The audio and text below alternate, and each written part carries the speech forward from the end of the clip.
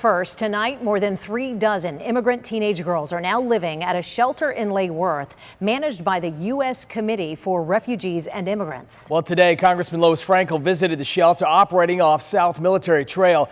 WPTV News Channel 5's Michelle Casada is live tonight with what the Congresswoman plans to do after meeting with the girls.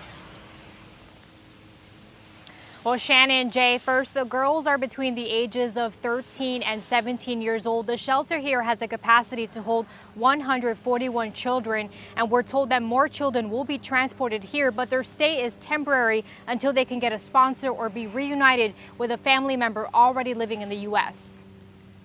These young girls are now living in a little corner of sunshine because I'm very proud of what I saw. A residential shelter called Rinconcito del Sol, tucked away off South Military Trail in Lake Worth, is now the temporary home of 37 immigrant teenage girls government officials say crossed the border without a parent. I asked one of the young ladies, you know, why couldn't she study in her country? And she basically said to me, her father was killed in front of her while she was studying.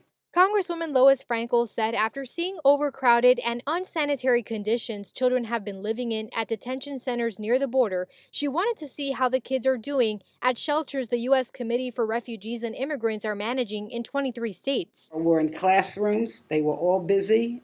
They looked well. Community members have also stepped up to donate clothes and items to the immigrant shelter by dropping them off at the youth co-op office. I'm hoping that it will give them a sense that somebody cares, you know, somebody doesn't want them in old stained clothes and shoeless. Congresswoman Frankel said these children will also be held up by an immense backlog of immigration cases. Each of these girls will eventually have to go through an immigration process, and we are told that the backlog is in the hundreds and hundreds and hundreds of thousands.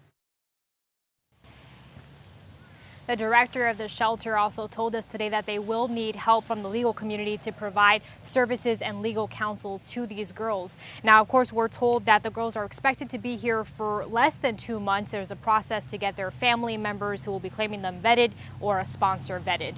Reporting live from suburban Lake Worth, Michelle Casada, WPTV News Channel 5.